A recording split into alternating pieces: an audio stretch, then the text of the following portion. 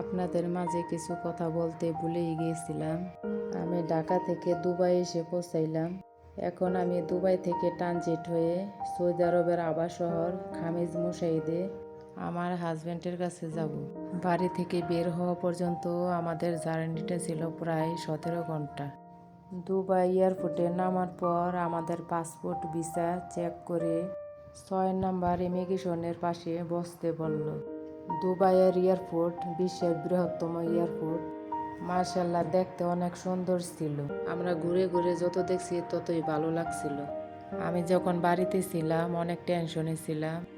ঢাকা থেকে Dubai, Dubai থেকে Saudi আরব কিভাবে আসবো, কাউকে চিনি না, জানি না। কিন্তু এখানে আসার পর দেখি সবাই অনেক ভালো। কাউকে কিছু জিজ্ঞেস করলেই বলে দিচ্ছেন। আপনার মনের ভেতরে যদি সাহস থাকে আপনি পুরো পৃথিবী ঘুরে আসতে পারবেন। দুবাইয়ের এয়ারপোর্ট থেকে ইসরাতকে খাবার কিনে দিয়েছিলাম, নিজে খাবার খেয়ে নিল। তারপর আমরা ইমিগ্রেশনের কাজ শেষ করে বাসে করে প্রায় 1 কিলোমিটার যেয়ে তারপরে বিমানে উঠলাম। দুবাই আমাদের প্রায় 4 ঘন্টা ট্রানজিট ছিল। আমাদের এই জার্নিটা অনেক স্মরণীয় হয়ে থাকবে। দুবাই এয়ারলাইন্সে সৌদি আরবের আবা শহরের উদ্দেশ্যে আল্লাহর নাম নিয়ে রওনা হলাম।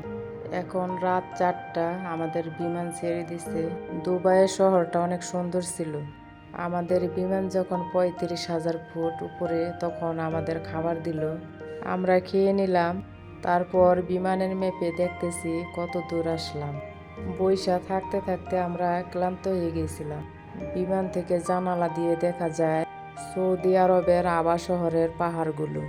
সত্যি এই শহরটা ইউরোপের মতন অনেক সুন্দর। এই শহরে গ্রীষ্মকালে পর্যটকরা ঘুরতে আসেন। সূর্য আমাদের শুভেচ্ছা জানাচ্ছে। সৌদি আরবে আমাদের প্রথম সকাল। নতুন আবহাওয়া, নতুন পরিবেশ, অনেক ভালো লাগছে। এখন আমাদেরকে বাসে করে নিয়ে যাবে এয়ারপোর্টের কাছাকাছি। এখানকার এয়ারপোর্টটা তেমন একটা বড় ছিল না। এইখানে প্রচুর ঠান্ডা আর শীতে হাত পা কাঁপছিল। আমরা বাসে করে আবা শহরের এয়ারপোর্টে ইমিগ্রেশনে চলে গেলাম। ইমিগ্রেশনের কাজকর্ম শেষ করে এখন চলে এলাম ট্রলি নিয়ে লাগেজ এবং কার্টনের কাছে, যেগুলো দিয়েছিলাম ঢাকার এয়ারপোর্টে বুকিংয়ে। সবাই সবার মাল সামানা নিয়ে লাইনে গিয়ে আবারও দাঁড়াচ্ছেন।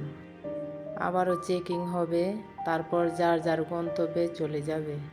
এই যে আমরা এয়ারপোর্টের বাইরে এসে অপেক্ষা করতেছি, আমার হাজব্যান্ড গাড়ি নিয়ে আসতেছে। আজ এই পর্যন্তই। আপনাদের যদি ভালো লাগে অবশ্যই সাপোর্ট করবেন, পাশে থাকবেন। আসসালামু আলাইকুম।